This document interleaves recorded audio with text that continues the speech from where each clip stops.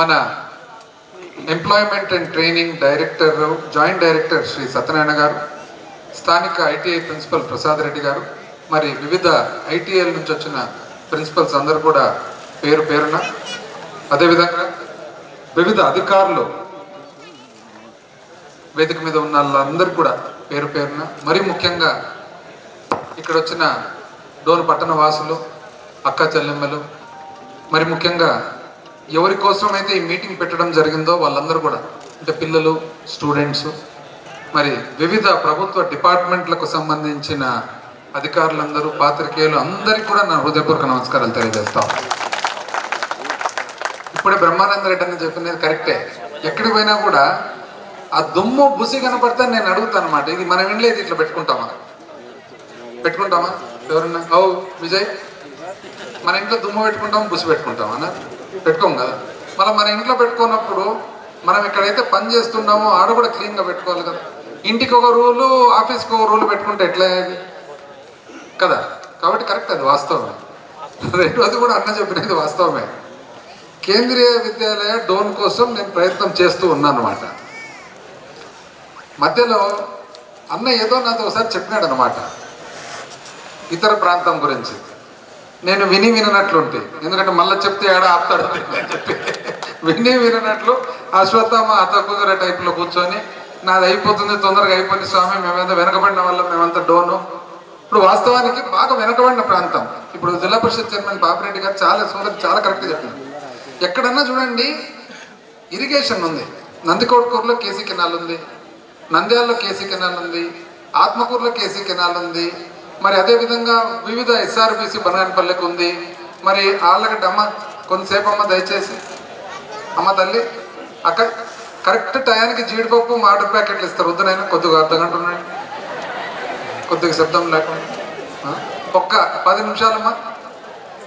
అయితే బనగానపల్లె ఎక్కడన్నా చూడండి నీటిపారుదల ఉంది, ఒక్క డోన్ తప్ప. మనము ఎత్తు మీద ఉన్నామన్నమాట.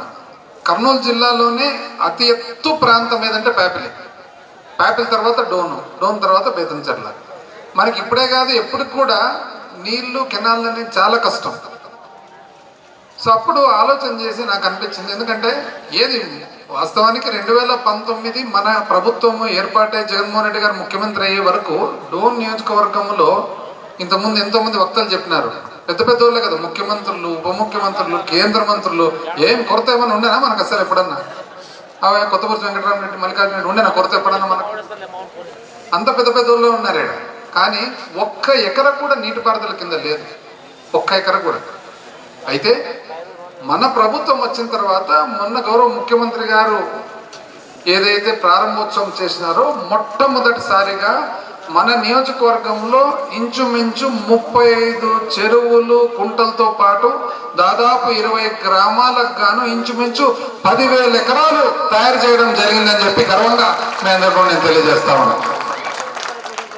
అయినా కూడా కొంత ప్రాంతానికి అది వీలు పడుతుంది, మిగతా ప్రాంతం అంతా ఇంకా ఉంది. నేరేడు చెర్లు కానీ, రాచర్లు కానీ పైకి పోవాలంటే అది ఎప్పటికీ నీళ్ళు ఎక్కువ. బేతంచెర్ల సైడ్ రావాలంటే ఎప్పటికీ నీళ్ళు ఎక్కువ.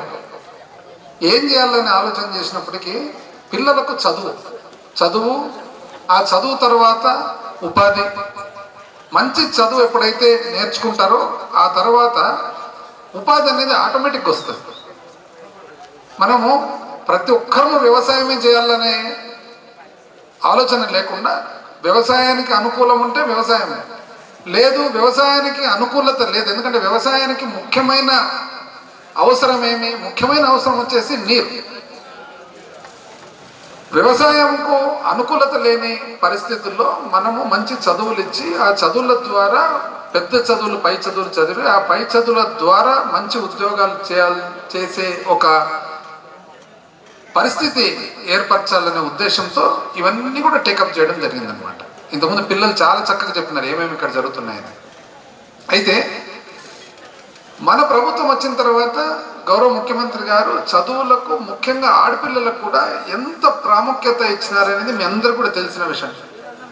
తల్లులు పిల్లలను బడికి పంపించేదానికి ఎంకరేజ్మెంట్ కోసము అమ్మఒడి, జగనన్న విద్యా కానుక, జగనన్న విద్యా దీవెన, జగనన్న వసతి దీవెన, గోరుముద్దలు, అంటే చిన్న పిల్లోళ్లకు ఆహారం బాగుండల్లా, హెల్త్ బాగుండల్లా, ఎంకరేజ్ చేసి పిల్లలు స్కూల్కి పంపించాలా అనే సూక్ష్మమైన ఆలోచన నుంచి పై చదువుల వరకు ఎక్కడి వరకు ఎవరే కానీ విదేశీ విద్యా దీవెన, ఎవరే కానీ ఇతర దేశాలకు పోయి ప్రపంచంలో ఉండే టాప్ 100 యూనివర్సిటీల్లో చదివితే ఎంత ఖర్చైనా కూడా, అంటే ₹1,00,00,000 ఖర్చు అయితే కూడా ₹1,00,00,000 ఖర్చు కూడా ప్రభుత్వం భరాయిస్తుందని చెప్పి మీ అందరికీ నేను తెలియజేస్తా ఉన్నాను. అంటే గోరుముద్ద నుంచి ప్రపంచంలో ఉండే గొప్ప విశ్వవిద్యాలయాల్లో చదివేదానికి అవకాశం కల్పిస్తున్నారంటే ఆలోచన విధానం ఎట్లుందో మీరు ఒక్కసారి గమనించాలి. ఈరోజు ఈ స్ఫూర్తితోనే మన స్థానిక అవసరం కొద్దీ ఎన్ని ఏర్పరచుకోగలిగినామని. ఉదాహరణకు ఇది ఓల్డెస్ట్ ఐటీ, పాత ఐటీ కర్నూలు జిల్లాలో ఇంతకుముందు డిఓ గారు చెప్పడం జరిగింది, డిఓ సుధాకర్ రెడ్డి గారు. ఈ ఐటీఐలో మనం ప్రభుత్వం వచ్చేటప్పటికి ఎట్లుంది, ఆ బిల్డింగ్ అక్కడ కనపడుతుంది కదా, పాత బిల్డింగ్. అది నీళ్లు కారుతుంటే, చెట్లు ములిసింటే, పిల్లలు లోపల చూడండి ఒకసారి అన్ని పగిలిపోయి కరెంటు తీగలన్నీ బయటపడి ఇవన్నీ.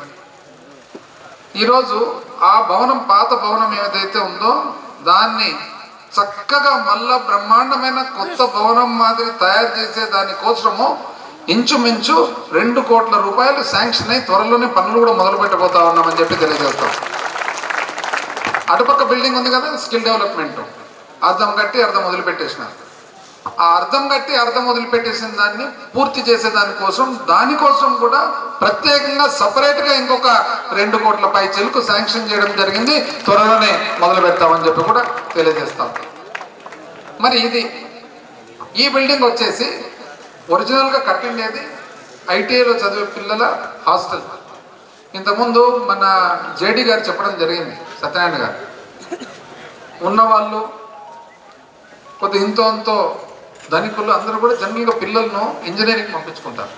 అయితే ఇంజనీరింగ్ ఒక్కటే చదవాల్సిన అవసరం లేదు. పాలిటెక్నిక్ చదివినా, ఐటీఐ చదివినా నిజం చెప్పాలంటే ఇంజనీరింగ్ కంటే కూడా మంచి ఉద్యోగాలు, ఇంజనీరింగ్ కంటే కూడా త్వరగా ఉద్యోగాలు, ఇంజనీరింగ్ కంటే కూడా స్థిరమైన ఉద్యోగాలు సంపాదించుకునే పరిస్థితి ఎంతైనా ఉంది. కేవలం ఏమంటే మనము ఐటీఐ అంటే అదేదో కొద్దిగా తక్కువ కదా, అదేదో పేదవాళ్ళు మాత్రం వచ్చేది కదా, డబ్బులు ఉండే వాళ్ళు ధనికులు మాత్రం ఖచ్చితంగా ఇంజనీరింగ్ కదా అనేది ఒకటి మనసులో పడిపోయింది. ఏమంటే అంతేనా కమలాపురం, అది తప్పు. ఇతర దేశాలు చూసినట్లయితే మనకున్నంత విపరీతమైన క్రేజ్ ఇంజనీరింగ్ మీద, మెడిసిన్ మీద ఉండదు వేరే దేశాలు. మనకంటే కూడా ముందున్న దేశాలు ఎన్నో ఉన్నాయి. వారిలో కూడా అది కాదు, ఏ చదువు చదివినా కూడా మంచి ఫౌండేషన్తో చదవడం, ఏ చదువు చదివినా కూడా దాన్ని చాలా నిబద్ధతతో చదవడం, ఏ చదువు చదివినా కూడా దాంట్లో ఫండమెంటల్స్ అర్థం చేసుకొని ఆ తర్వాత మంచి ఉద్యోగంలో త్వరగా చేరడం అనేది ముఖ్యం. ఆ విధంగా మన ఐటీఐ కానీ, మన స్కిల్ కానీ, మన పాలిటెక్నిక్ కానీ ఏం మాత్రం ఇంజనీరింగ్ కాలేజీలకు తగ్గకుండా రాబోయే కాలంలో ఇంజనీరింగ్ కాలేజీల కంటే కూడా డిమాండ్గా ఉండాలనే ఆలోచనతో ఈరోజు వ్యవస్థ ఏర్పాటు చేస్తున్నామని చెప్పి మీ అందరూ కూడా నేను తెలియజేస్తాను. ఈరోజు మీరే చూడండి, ఐటీఐలో చదివే పిల్లలు ఎంతో మంది ఉన్నారు. ఒక్కసారి బిల్డింగ్కి వచ్చిన తర్వాత ఇంజనీరింగ్ కాలేజ్ కంటే మేము తక్కువ అని అనుకుంటారమ్మా ఎవరన్నా? పిల్లలు ఎంత గర్వంగా చదువుతారు ఇక్కడ. ఇది హాస్టల్. ఎందుకు హాస్టల్ ఎందుకంటే ఐటీఐలో ఎవరైతే చదువుతూ ఉంటారో గ్రామాల నుంచి వచ్చినప్పుడు తల్లిదండ్రులు ఏం చేస్తారు, ఇక్కడ నుంచి రోజు ఊరికి తిరగాలంటే ఆటో ఎక్కి బస్సు ఎక్కి పోవడం కష్టం. పోనీ ఇక్కడనే ఉండాలంటే ఆ వయసు పిల్లలకు ఎక్కడ ఉండాలి? బయట ఎక్కడన్నా హాస్టళ్ళల్లో రూమ్లు తీసుకొని ఉంటే పిల్లలు భద్రత ఏమి, ఎక్కడన్నా చెడు అలవాట్లు ఏమన్నా నేర్చుకుంటారేమో అని ఒక భయం ఎవరికైనా కానీ తల్లిదండ్రులు. అంతేనమ్మా, ఎవరికైనా కానీ గ్రామాల్లో ఉండేవాళ్ళు. అట్లా ఉండకూడదు. పేదవాళ్ళు సురక్షితంగా ఇబ్బంది లేకుండా ఇక్కడ సేఫ్గా చదవాలి, హాస్టల్లో చదవాలి. హాస్టల్లో చదివితే టైం వేస్ట్ ఉండదు, బయట తిరగరు, చెడు అలవాట్లు రావు, ఇక్కడే ఉంటారు, అక్కడే కాలేజ్ స్కూల్కి పోతారు, మళ్ళీ అక్కడి నుంచి వాపసు వస్తారు, ఇక్కడే ట్యూషన్లు, ఇక్కడే ప్లే గ్రౌండ్. ఇదంతా బ్రహ్మాండంగా చేయబోతున్నాం. ప్లే గ్రౌండ్లు గ్రౌండ్లు సార్ మీరు చూస్తే ఈ క్యాంపస్ ఒక 3 నెలల తర్వాత చూస్తే అసలు ఇంజనీరింగ్ కాలేజ్ కదా ఒక విశ్వవిద్యాలయం మాదిరి ఉండబోతుందని చెప్పి మీ అందరూ నేను తెలియజేస్తాను. పిల్లలు ఎప్పుడైతే ఇటువంటి పరిసరాల్లో చదువుతారో ఆటోమేటిక్గా వాళ్ళ ఆలోచన, వాళ్ళ కాన్ఫిడెన్స్ వేరే అయిపోతుంది. టీచర్లకు ఫ్యాకల్టీకి ఇంత గొప్ప బిల్డింగ్లో పనిచేసిన తర్వాత వాళ్ళ పర్ఫార్మెన్స్ బెటర్ అవుతుందండి ప్రిన్సిపల్ గారు. చూడు మన ప్రిన్సిపల్ గారు ఫస్ట్ వచ్చినప్పుడు ఇంతకుముందు ఎట్లుండే డోన్లో కోడి బయట ఇడిచి పెడితే ఎత్తుకుపోయేటట్లుండే, అంతేనా భాష? పూర్వం అంతే కదా. ఇప్పుడు మన ప్రిన్సిపల్ గారు వచ్చిన తర్వాత ఇవన్నీ చూసిన తర్వాత బాతులు గీతులు ఎంత బాగా పెట్టినట్టు చూడాడు. అసలు చూసినారు మా బాతులన్నీ. ఇప్పుడు బాతులు పెట్టాలనే ఆలోచన ఏ ప్రిన్సిపల్ కన్నా వచ్చిందా? ఆయనకు వచ్చింది. మళ్ళీ ఎందుకు వచ్చిందంటే అంత బ్యూటిఫుల్గా ఇది ఉన్నప్పుడు, ఇంత బ్యూటిఫుల్గా చేసేటప్పుడు నా బాధ్యత కూడా ఉంది కదా. అటువంటప్పుడు టీచర్లకు కూడా ఏమవుతుందంటే